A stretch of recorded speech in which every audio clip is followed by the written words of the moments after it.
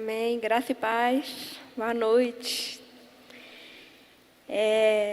Queria convidar vocês aí para abrir a Bíblia. A gente vai ler lá em 1 Reis, capítulo 19.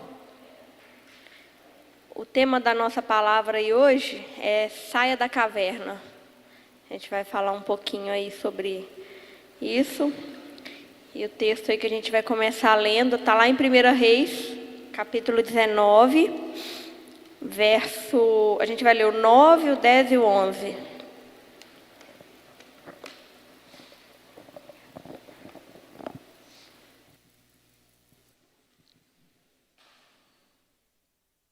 Amém?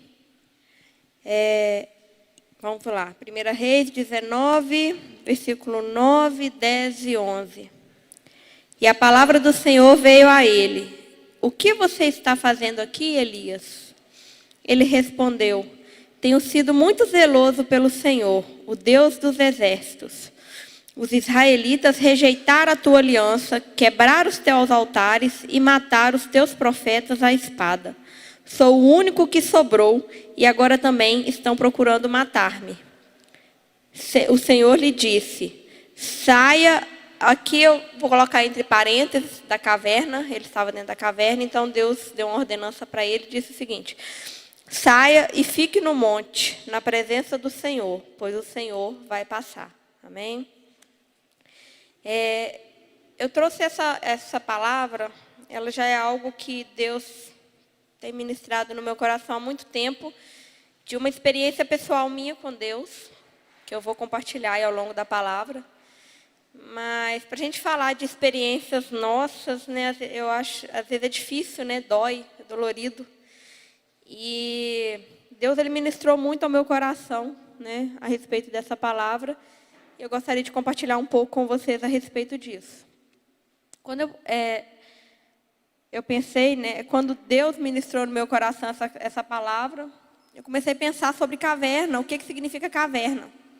O que é uma caverna, né? É um lugar, normalmente ele é num lugar rochoso, né? Um buraco ali dentro de um lugar rochoso, sem muitas condições, né? Boas, né? Frio, sem muito oxigênio. Então, assim, a caverna não é um lugar muito agradável de se estar. Quando a gente pensa em caverna, ela não é um lugar perigoso, né? Pode esconder animais ferozes. Então, realmente, assim, a gente não tem muita motivação para ficar dentro de uma caverna, né? A não ser que você vai fazer um turismo. Você entra dentro da caverna. Olha que legal, que bonito ali e tal. Mas entra, passeia e sai. Ninguém quer ficar lá dentro. Ninguém quer morar lá dentro, né? E por que muitas vezes, às vezes, as pessoas procuram cavernas, né? Como refúgio, né? Para se esconder de alguma coisa, né?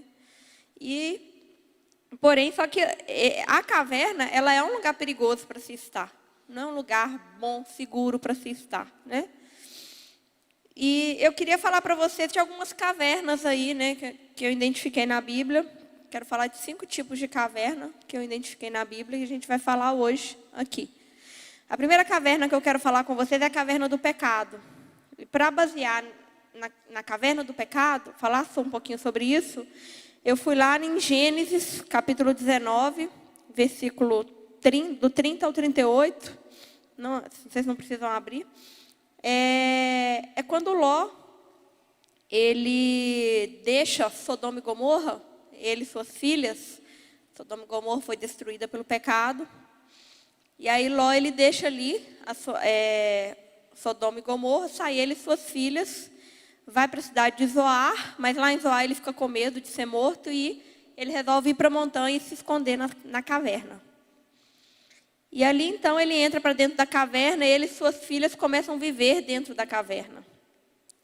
E ele, as suas filhas, preocupadas com a descendência delas, uma propôs para a outra: vamos embebedar o nosso pai e vamos nos deitar com ele para que nós tenhamos filhos e a gente perpetue a nossa geração. Então, um dia a filha mais velha foi lá, embebedou o pai com vinho e se deitou com ele. E no outro dia também a filha mais nova também embebedou o pai e se deitou com ele. E aí, aquelas duas jovens, elas se engravidaram e tiveram filhos, né? Filho de incesto, né? Com o seu próprio pai, com o objetivo ali de perpetuar a sua geração. Então, nesse momento ali, essa história eu trouxe para ilustrar para vocês a caverna do pecado. Ali a gente tem uma ilustração de um momento de pessoas que se esconderam ali dentro da caverna e ali aconteceu, né, esse ato de incesto aí dessas duas filhas de Ló. O que eu quero trazer para a vida da gente com isso, né? Muitas vezes a gente está se escondendo dentro da nossa caverna do pecado. E eu queria chamar a atenção para isso. A gente, às vezes, está achando, assim, né? A caverna é um lugar escondido, ninguém vê. Então, às vezes, a gente está cometendo nossos pecados achando que ninguém vê. Uma vida de aparência. E essa vida de aparência, ela não leva ninguém para o céu. Isso não agrada a Deus. Então, se a gente tem vivido essa vida, né? Se a gente tem se escondido dentro de uma caverna, vivido uma vida de pecado, uma vida de aparência, eu queria convidar vocês, né, a refletir a respeito, né, disso, né? Eu queria chamar a atenção, né? A gente tem, todos nós temos sentido, as palavras que têm sido faladas aqui, nós temos sentido muito incomodados. Há muita coisa que tem acontecido dentro da igreja, né, que às vezes a gente acaba não falando e o Espírito Santo tem cobrado isso da gente, né? Muitas das vezes você está lá dentro da sua casa, no seu quarto, envolvido com pornografia. Isso não agrada ao Senhor. Eu te convido nessa noite, né? Se tem alguém aqui mexendo com isso, envolvido com isso, reflita a respeito disso. O que você tem feito da sua vida, no seu momento, no momento que você está lá, que ninguém te vê, que você acha que ninguém te vê, né? Deus, Ele nos chama para uma vida de santidade. Então eu quero te convidar nessa noite, se você tem vivido, se você entrou para dentro da caverna do pecado, você tem vivido uma vida escondida de pecado, eu quero chamar você, te convidar você a sair dessa caverna. Deus, Ele nos chama para uma vida de santidade. Deus, Ele nos chama para uma vida pura com Ele, comunhão com Ele. E você viver às escondidas dentro de uma caverna aí, cometendo o seu pecado, achando que mais ninguém está vendo, você tem que se importar que Deus, Ele está vendo. Deus, Ele vê todas as coisas. Deus, Ele sabe de todas as coisas que acontecem na nossa vida. E é com Ele que nós temos que nos preocupar, com a nossa vida espiritual com Ele, com a nossa comunhão com Ele. Então, a primeira caverna que eu queria falar é a caverna do pecado. Então, se você tem, por algum motivo, vivido dentro dessa caverna, eu te convido a sair dessa caverna hoje. Deus, Ele tem libertação, Ele tem salvação para todos nós, para a nossa vida. Então, a gente precisa sair dessa caverna. Se tem alguém vivendo dentro dessa caverna, a gente tem que sair dela imediatamente. A outra caverna que eu quero falar para vocês é a caverna do refúgio. E aí eu quero contar lá, né, sobre Davi. Davi, ele foi ungido rei, porque Deus, ele desagradou de Saul. Porque Saul, ele estava cometendo muita coisa errada, muitos atos ilícitos, muita coisa que desagradava a Deus. Então Deus, ele reprovou Saul como rei e resolveu ungir Davi como rei. Saul, enfurecido com Davi, enciumado com Davi, começou a perseguir Davi e queria matar Davi de todo jeito. E aí Davi, ele resolve se esconder dentro de uma caverna. Lá em 1 Samuel, capítulo 22, fala o seguinte: Davi fugiu da cidade de Gate e foi para a caverna de Adulão. Quando seus irmãos e a família de seu pai souberam disso, foram até lá para encontrá-lo. Também juntaram-se a ele todos os que estavam em dificuldade, os endividados e os descontentes. E ele se tornou o líder deles. Havia cerca de 400 homens com ele. Então a gente tem Davi aqui, um guerreiro, né? Que ele começou a ser perseguido por Saul, ele tinha um respeito por Saul, ele falava que jamais mataria Saul. E ele começou a fugir de Saul e resolveu se esconder. Nesse momento aí, ele se esconde dentro da caverna de Adulão. Mas se a gente for parar para pensar na história de Davi, existia um propósito sobre a vida de Davi. Ele foi ungido rei. Ele ainda não era rei de Israel, mas ele foi ungido rei. Existia uma promessa sobre a vida dele, mas naquele momento Davi ele se refugiou dentro daquela caverna. E com certeza Davi ele não seria rei dentro daquela caverna. Ele não seria rei ali. Se ele continuasse ali dentro, ele não ia cumprir aquele propósito que Deus tinha planejado para a vida dele. Porque Deus traçou um plano para ele. Você vai ser rei, você não vai ser morto pela mão de Saul. E o que eu entendo para a nossa vida? Como que eu entendo isso, trago isso para dentro da nossa vida? Deus, Ele tem propósito para a vida de cada um de vocês. Tem promessas para cada um de vocês. E Deus, Ele não vai obrigar a gente a fazer nada. E muitas vezes a gente fica fugindo do nosso propósito. A gente refugia dentro da nossa caverna e não quer fazer aquilo que Deus plantou no nosso coração. A gente foge, a gente esconde, fica lá, porque aparentemente, a princípio, a caverna, é um refúgio. Inicialmente, ela serve como um refúgio. Mas a caverna não é lugar para a gente ficar a vida inteira. E às vezes a gente quer fugir daquilo que Deus plantou no nosso coração. Eu não dou conta, eu não consigo, eu estou ocupado demais, eu não posso fazer. E você fica se refugiando dentro da sua caverna. Você cria a sua caverna ali e fala, não, hoje não dá. Deus te chamou para fazer algo e fala, não, hoje não dá. Eu vou ficar postergando aquilo. E você está se escondendo, se refugiando dentro de uma caverna.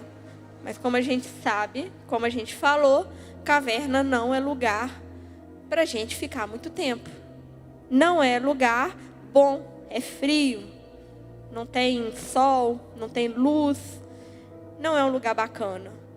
Então, irmãos, se tem alguém aqui fugindo daquilo que Deus plantou no seu coração, fugindo do propósito que Deus colocou, semeou dentro do seu coração, eu te convido nessa noite também a sair dessa caverna. Porque Deus, assim como Deus tinha um projeto na vida de Davi para fazê-lo rei, Deus também tem um projeto na sua vida grandioso, Deus ele não vai te fazer rei e rainha, porque a gente não vive numa monarquia. Mas Deus tem algo grande para fazer na sua vida. E se você ficar se escondendo, se você não sair dessa caverna, achar que a caverna é seu refúgio, não sair para fazer aquilo que Deus plantou no seu coração, então, você está tudo errado. Saia dessa caverna. Eu convido você a sair dessa caverna hoje. Eu convido você é difícil, eu não dou conta, eu não posso, eu não tenho condições. Deus vai prover. Se Ele plantou isso no seu coração, se Ele te disse isso, se Ele te disse que vai acontecer, Deus vai fazer. Mas você também tem que se colocar à disposição para fazer aquilo que Ele quer fazer na sua vida. Ele não vai te obrigar a fazer nada. Enquanto você ficar lá dentro da sua caverna, lá achando que aquilo lá é um refúgio para a sua vida, na realidade, Deus tem um reinado para você, assim como Deus tinha na vida de Davi. Deus ele tem um propósito para cumprir na sua vida. Então, eu te convido nessa noite, se você tem fugido daquilo que Deus plantou no seu coração, eu convido você a sair dessa caverna. Saia dessa caverna e vá fazer aquilo que Deus falou para você fazer e que Deus colocou no seu coração. A outra caverna que eu quero falar é a caverna do medo. A caverna do medo, eu quero falar para vocês, é o texto que eu li, é sobre a vida de Elias. Está lá em 1 Reis 19. Elias, ele, um profeta, muito abençoado ali do Velho Testamento.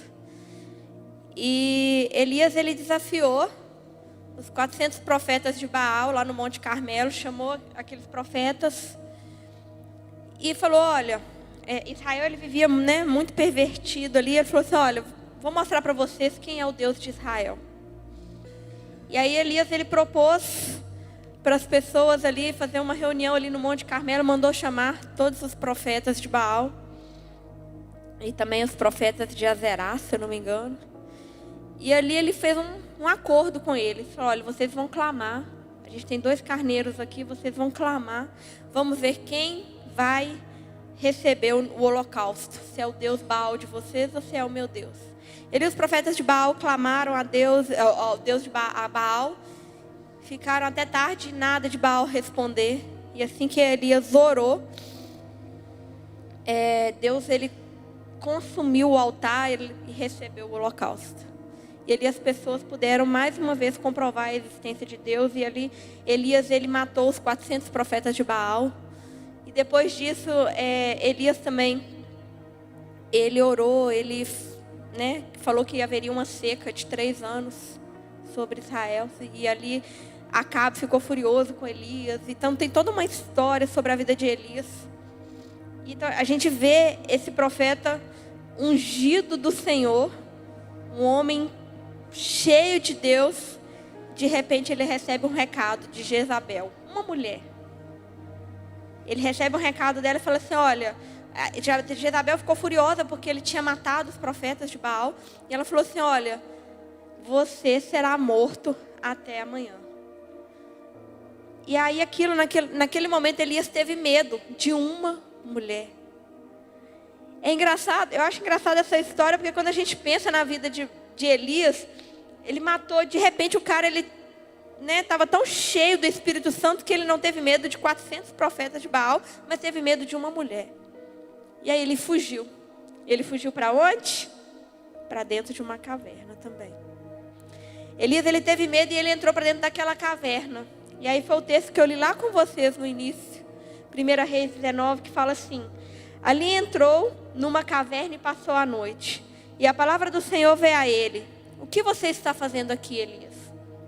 Ele respondeu, tenho sido muito zeloso pelo Senhor, Deus dos exércitos. Os israelitas rejeitaram a tua aliança, quebraram os teus altares e mataram os teus profetas à espada. Sou o único que sobrou e agora também estão procurando matar-me. O Senhor lhe disse, saia e fique no monte na presença do Senhor, pois o Senhor vai passar. Parteado, versículo 11. E aí, aqui eu vejo um profeta com medo, amedrontado. Ele teve medo de ser morto por Jezabel e por isso ele estava fugindo e ele estava ali na caverna, escondido. E ali Deus ele fala para ele o seguinte, vai para fora da caverna que eu quero falar com você. E aí ali o versículo 11 continuando ele fala, então veio um vento fortíssimo que separou os montes e esmigalhou as rochas diante do Senhor. Mas o Senhor não estava no vento. Depois do vento houve um terremoto, mas o Senhor não estava no terremoto. E depois do terremoto houve um fogo, mas o Senhor não estava nele. E depois do fogo houve um murmúrio de uma brisa suave. E aí era o Senhor falando com ele. Aqui, eu gosto muito dessa história e foi aqui que eu me identifiquei dentro dessa história que eu vou compartilhar com vocês daqui a pouco. Elias, ele teve medo, ele se escondeu dentro da caverna e ali veio o vento forte, veio tempestade, veio fogo e Deus ele não estava em nenhuma dessas situações. Quantas vezes a gente passa, por problemas e os problemas eles fazem a gente querer se esconder, se refugiar. Nós vivemos um período de pandemia aí, A gente pode considerar que o nosso lar ele foi uma caverna durante um tempo, porque a gente teve que se refugiar dentro de casa, a igreja fechou. E ali a gente teve que fazer ali o nosso esconderijo, Mas muitas das vezes a gente entra para dentro da nossa caverna do medo. O medo ele toma conta da vida da gente. E a gente esquece de tudo que Deus ele fez na nossa vida. Olha para a vida desse profeta. Tudo que Deus fez na vida dele. Esse cara é um dos profetas mais abençoados que eu vejo quando a gente vai ler a história, a unção que tinha sobre a vida de Elias. E de repente esse profeta teve medo. Ele teve medo. Nesse momento, cadê aquele homem cheio do Espírito Santo? Ele teve medo de uma mulher que queria matá-lo. E quantas vezes a gente também não tem medo? A gente não esquece de tudo que Deus ele fez na nossa vida. Tudo. E a gente parece que as coisas nos cegam. As coisas de repente elas nos cegam. Falei para vocês que Deus ele ministrou muito no meu coração a respeito disso um tempo atrás. Nós compartilhamos por alto assim algumas coisas que a gente vivenciou com a Laura nos últimos meses aí. A Laura ela começou a adoecer em agosto do ano passado, com um quadro de desnutrição muito grave. E aí a médica falou pra gente que a gente não ia ter como fugir daquilo, né? Que ela teria que fazer a gastrostomia, que só a alimentação via oral não estava sendo suficiente, porque ela estava muito desnutrida. Aquilo foi muito difícil, foi muito complicado para a gente aceitar tudo aquilo. Mas não tinha jeito, né? A gente já tinha orado, já tinha pedido a Deus. A gente já tinha apresentado a Deus e falado: Deus, por favor, ajuda, nos guia, ajuda a Laura a ganhar peso. E foram mais de 2 anos pelejando e nada. Então a gente percebeu que aquilo era um momento, né, de realmente a gente fazer a gastro com a Laura. E ali ela teve que fazer a gastrostomia, ok. Foi um momento difícil para a gente, mas a gente aceitou que era o momento e fizemos. No mês de novembro, a Laura começou a ter muito problema de saúde novamente, muito. Tudo que ela comia não parava, virava diarreia. Final de novembro, ela ficou com essa diarreia até meados de janeiro. E ninguém descobriu o que Laura tinha. E no meio disso tudo, eu virei para o Josiel e falei: amor, eu creio que Deus cura. Eu creio, só que eu não entendo. Porque que para Laura é tudo mais difícil. Às vezes eu acho que está chegando a hora dela, o tempo dela aqui. Não sei. Tudo para ela é mais difícil. Eu já vi Deus curar, falei com ele, com o José, eu falei assim: eu já vi Deus curar a sua vida, você foi curado de uma enfermidade muito séria. Já vi Deus curar outras pessoas. Mas tudo na vida dela é mais difícil. Tudo. E hoje, eu não sei, eu estou com muito medo. Eu acho que Deus ele vai recolher ela. A gente viveu uma situação que ela ficou os dezembro, janeiro, fevereiro, a maior parte dos dias internada dentro de um hospital. Ninguém sabia o que ela tinha, ninguém achava o que ela tinha. Viveu uma situação de darem remédio errado para ela no hospital e ela quase morrer. O médico falar que ela não morreu por um milagre. E aquilo, as minhas forças, ela, né, mesmo eu tendo vivenciado tantas experiências maravilhosas com Deus, as minhas forças naquele momento elas tinham se esgotado. Naquele momento eu só orava a Deus para Ele trazer consolo ao nosso coração. Oh, Deus, não deixa ela sofrer mais. Ela está sofrendo tanto. Se for para o Senhor recolher ela, não deixa ela sofrer mais, não. Conforta o nosso coração. Eu entrego ela nas mãos do Senhor. Eu tinha aquele medo no meu coração, aquela sensação de que Deus ia recolher ela a qualquer momento. Porque ela emagreceu muito, ela ficou só pele e osso. Ela já era magra, ela emagreceu demais. Que nada parava, tudo que comia virava diarreia, ela desidratava. Cheguei uma vez com ela desfalecida nos meus braços no hospital, com um quadro de desidratação aguda. E o médico ficar lá em cima dela, lá, até ela voltar aos sinais vitais, porque ela já tinha começado a perder os sinais vitais. E aquilo eu não entendia por que ela estava passando por tudo aquilo, de todo aquele sofrimento. E naquilo, o medo ele tomou tanta conta do meu coração, que eu olhava para aquela situação e achava que não tinha jeito, eu achava que ela ia morrer mesmo. Eu achava, falava com o Josiel. Tinha dia que eu saía do hospital, eu despedia dela no hospital, porque eu não podia dormir lá, que eu estava amamentando. Eu despedia. Foi umas 3 situações que eu abracei ela, orei com ela, entreguei elas nas mãos do Senhor, achando que no outro dia ela não estaria viva. E aí eu tive muito medo, muito medo. Eu entrei para dentro da minha caverna do medo E eu não enxergava nada do que estava acontecendo à minha volta. Nada, nada. Aquilo foi tomando conta da minha vida. E foi uma luta, vivemos uma luta muito grande, inclusive até para transferir ela para Belo Horizonte, não estava tendo vaga. E aquilo, assim, e vendo a minha filha cada dia mais fraca, e não tinha vaga para ir com ela para Belo Horizonte. Brigando por uma vaga e nada de vaga. Todo mundo tentando ajudar com uma vaga para ela e nada de vaga. E aí nós fomos para Belo Horizonte, chegamos lá. E quando chegou lá, eu estava uma pessoa totalmente apática. Porque assim, o medo ele me paralisou tanto, que eu ficava assim a qualquer momento esperando uma má notícia. Qualquer momento eu achava que meu telefone ia tocar e falando, olha, ela não aguentou. E aquilo me paralisou tanto, que eu não vi, eu não consegui ver as coisas que Deus ele estava trabalhando através da vida da Laura. Deus ele me ensinou tanto com isso. Deus ele me ensinou tanto. Aquela menina que eu julgava ser uma menina frágil, muito mais forte do que eu imaginei. Ela lutou bravamente pela vida. E o Senhor, Ele foi dando livramento. A Laura, ela foi vivendo um milagre atrás do outro. Um milagre. Eu não estava vendo, eu não estava enxergando. Porque eu estava paralisada pelo medo. Aqui em Viçosa, quando eu cheguei com ela desidratada no hospital.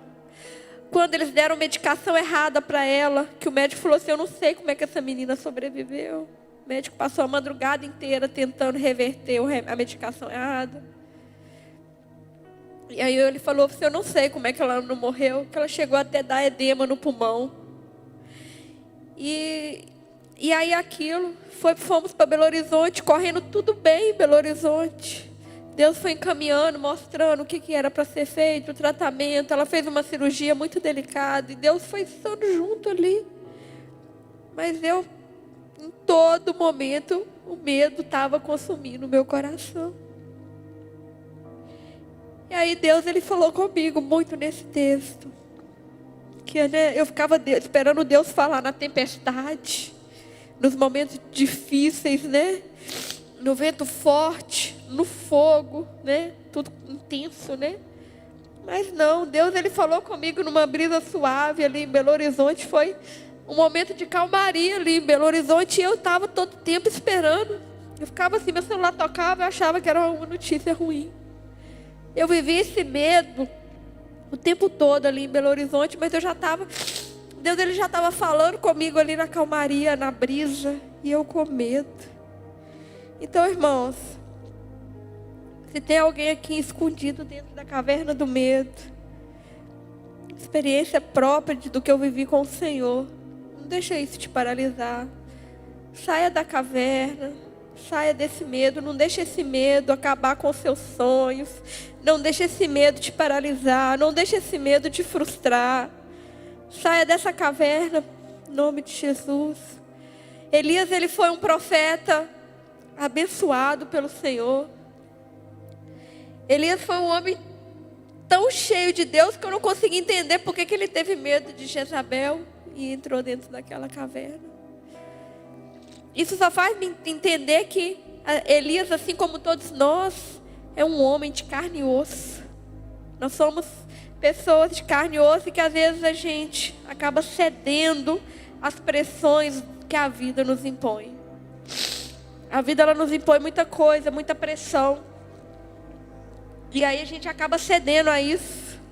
E quando a gente cede a essas pressões, o medo ele nos paralisa tanto que a gente não enxerga, não consegue enxergar tudo que está acontecendo à sua volta, Deus movendo a seu favor. A gente não consegue, Deus movendo a nosso favor, a gente não consegue porque a gente está paralisado por esse medo. Então se tem alguém aqui nessa situação, né, que eu compartilhei aqui com vocês também, eu vivi esse momento ali, depois Deus ele me mostrou, falei assim, filha, eu estava com ela o tempo todo. Eu estava com ela o tempo todo. Você só não queria ver, porque o medo ele tomou conta do seu coração. Mas eu estava cuidando o tempo todo. E Deus ele cuidou de uma maneira muito especial, mesmo. todas as coisas que aconteceu ali. Hoje, quando eu olho para trás e vejo como Deus ele foi maravilhoso, precioso conosco, como Ele cuidou da gente naquele momento ali em Belo Horizonte, como foi, a forma como foi, tudo Deus ele cuidou. Então, se tem alguém aqui também que está paralisado pelo medo, vivendo dentro da sua caverna, né, se consumindo pelo medo, não deixe que isso te paralise. Eu convido você a sair dessa caverna hoje. Saia da caverna do medo. Não deixe ele paralisar a sua vida. Não deixe ele tomar conta da sua vida. Deus ele tem muito mais para a nossa vida. A gente tem que aprender a confiar e descansar no Senhor. Descansar. Essa é a palavra, porque Deus ele tem refrigério para a gente. Onde há medo, onde existe o medo, Jesus ele tem refrigério para nossas vidas. Se eu tivesse descansado no Senhor, eu não teria sofrido tanto que eu sofri. Às vezes a gente traz sofrimento à toa para dentro da vida da gente, porque a gente esquece que Jesus ele é o nosso refrigério. Nos momentos difíceis, nos momentos de aflição, Jesus ele é o nosso refrigério. A quarta caverna aí que eu trouxe para vocês é a caverna da morte. Antigamente as pessoas elas eram colocadas, né, lá no buracos, né, ali eram cavernas mesmo, né, o sepulcro eram cavernas. E aí a gente tem a história de Lázaro, tão conhecida por nós. A história de Lázaro aí, João capítulo 11, eu vou ler o versículo 17, né, que fala o seguinte: ao chegar Jesus lá na Judéia, Jesus verificou que Lázaro já estava no sepulcro havia 4 dias. Aí lá no versículo 38, Jesus outra vez profundamente comovido foi até o sepulcro. Era uma gruta com uma pedra colocada à entrada. E ele disse: tirem a pedra. Disse Marta, irmã do morto: Senhor, ele já cheira mal, pois já faz 4 dias. Disse-lhe Jesus: não lhe falei que se crescem veria a glória de Deus? Então tiraram a pedra. Jesus olhou para cima e disse: Pai, eu te agradeço porque me ouviste. Eu sabia que sempre me ouves, mas disse isso por causa do povo que está aqui, para que creia que tu me enviaste. Depois de dizer isso, Jesus bradou em alta voz: Lázaro, venha para fora. Lázaro, ele estava ali dentro do sepulcro, né? Porque ele havia morrido. Ele estava dentro da caverna da morte. Estava morto, não havia vida no seu corpo mais. E aí Jesus, ele veio e falou, né? Lázaro, saia para fora. Jesus trouxe vida novamente para aquele homem que já estava morto há 4 dias. E aí o que eu quero dizer para vocês: tem muita gente que já está dentro da igreja e está morto espiritualmente. Está morto. Quantas pessoas estão dentro da igreja mortas? Está um morto-vivo mesmo aqui dentro. E aí eu quero dizer que Jesus ele tem vida para você, tem vida para a sua vida. Jesus ele tem vida para aqueles que já estão mortos espiritualmente, que já não conseguem mais caminhar. Já entrou para dentro do sepulcro, para dentro da caverna da morte, está lá morto, derrubado. Mas eu quero dizer para você que Jesus ele tem vida. Jesus ele tem vida para todos nós, e vida em abundância. Jesus ele quer ressuscitar aqueles que já não conseguem mais ter vida em Cristo. Jesus ele quer nessa noite restaurar vidas que já não conseguem mais ter comunhão com Ele. Jesus ele quer chamar, Ele nos chama hoje nessa noite para que a gente realmente tenha vida de verdade com Ele. Fala assim, Jesus ele quer nos ressuscitar mesmo. Aquele que se encontra morto espiritualmente, Jesus ele tem vida para você. Saia dessa caverna. Jesus ele te chama, assim como Jesus chamou Lázaro lá no versículo 43. Ele falou para Lázaro: Lázaro, venha para fora, saia dessa caverna. Jesus ele fala para você hoje: venha para fora, ressuscite em nome de Jesus. E E a última caverna que eu tenho para falar para vocês é a caverna da desesperança. A caverna da desesperança, eu encontro ela quando Jesus ele foi morto. Jesus ele foi crucificado e ele foi morto. E aí naquele momento todo mundo ficou desolado. Jesus foi levado para o sepulcro também, colocado também dentro de uma caverna. E quando Jesus foi colocado dentro daquela caverna, morto, declarado morto, todo mundo ficou desolado. Mas ele não era o nosso Salvador? Né? Tem até aquela música, né? Está na Bíblia, né? E fala, é a música, né? A terra estremeceu, sepulcro se abriu. Eu não posso cantar, né, gente? Não é para mim. Ali, Jesus, quando ele foi morto, e todo mundo estava desiludido, desacreditado. Estava todo mundo ali sem esperança. Todo mundo achava que ele era o rei, o salvador, e de repente ele foi morto. A desesperança tomou conta de todos os corações que criam nele. Eles não entenderam quem era Jesus de verdade, e a desesperança tomou conta do coração deles. Aquela desesperança tomou conta do coração daquelas pessoas, e aquelas pessoas falaram: mas e aí, agora? Como é que a gente vai fazer? Todo mundo estava com medo, triste, desolado, achando que tudo tinha acabado. Mas no terceiro dia, Jesus ele ressuscitou. Ele ressuscitou. Então, onde tinha desesperança, de que as coisas não iam dar certo, de que estava errado, de que ele não era Salvador, ele ressuscitou ao terceiro dia para trazer esperança, renovar a esperança nos nossos corações. Então, se você está vivendo esse momento de desesperança no seu coração, você, ali foi sepultado com Jesus e você acha que nada para você faz sentido, nada para você vale a pena. Seu coração ele está inundado de desesperança, nada dá certo. E você se encontra triste, abatido por isso. Eu convido você também a sair dessa caverna da desesperança, porque Jesus ele já ressuscitou.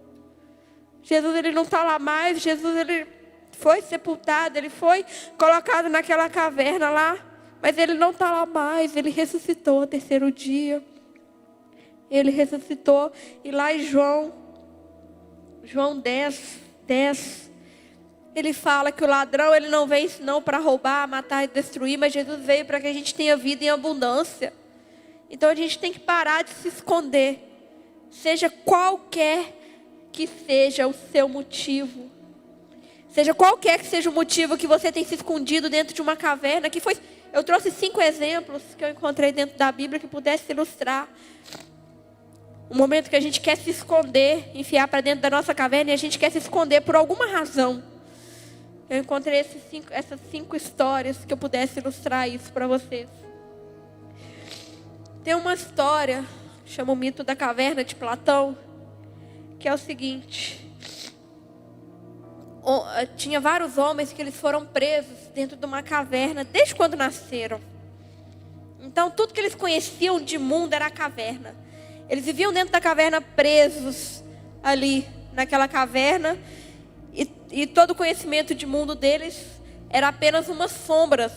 Tinha uma fogueira perto daquela caverna, e as pessoas circulavam ali, e quando as pessoas passavam perto daquela fogueira, aqueles homens que viviam dentro da caverna, eles viam aquelas sombras. Então o único conhecimento de mundo que aquelas pessoas tinham era aquelas sombras passando. Só que um dia, aqueles homens já estavam tanto tempo ali dentro daquela caverna, que um dia um daqueles homens conseguiu se soltar. E aí ele saiu para fora da caverna. Ele saiu para fora daquela caverna e ele olhou lá para fora e viu que existia vida, existia luz, existia muita coisa lá fora acontecendo. Que a vida não se resumia apenas às sombras que eles estavam vendo enquanto eles estavam presos lá dentro da caverna. E aí ele viveu o dilema lá que ele não sabia o que ele ia fazer. Se ele voltava para dentro da caverna, soltava seus amigos e contava para eles tudo que ele viu lá fora. Que lá fora tinha coisas muito diferentes daquelas sombras que eles achavam que era a vida. Ou se ele ia embora, aproveitar a vida ali, né? Conhecer o mundo, né? Porque ele só conhecia a caverna. E ele teve aquele dilema, que é o conhecido dilema, né? O mito da caverna de Platão. E o que eu trago pra gente aí dessa mensagem daí, quando eu olho para essa historinha, né? Isso é uma historinha, tá, gente? Não é bíblico, não. Isso é uma historinha, só para ilustrar para vocês. Que às vezes a gente está dentro da caverna, igual esses caras lá, presos, e achando que a vida é só sombra. É só aquelas sombrinhas de pessoas, né? Que eles vão passando perto da fogueira, então eles estão presos lá e eles estão vendo só aquelas sombras. A gente se contenta com tão pouco, quando a gente está dentro da nossa caverna, que a gente olha para aquilo e a gente pensa que a vida é só aquilo ali. Mas é o que eu disse para vocês em João 10:10.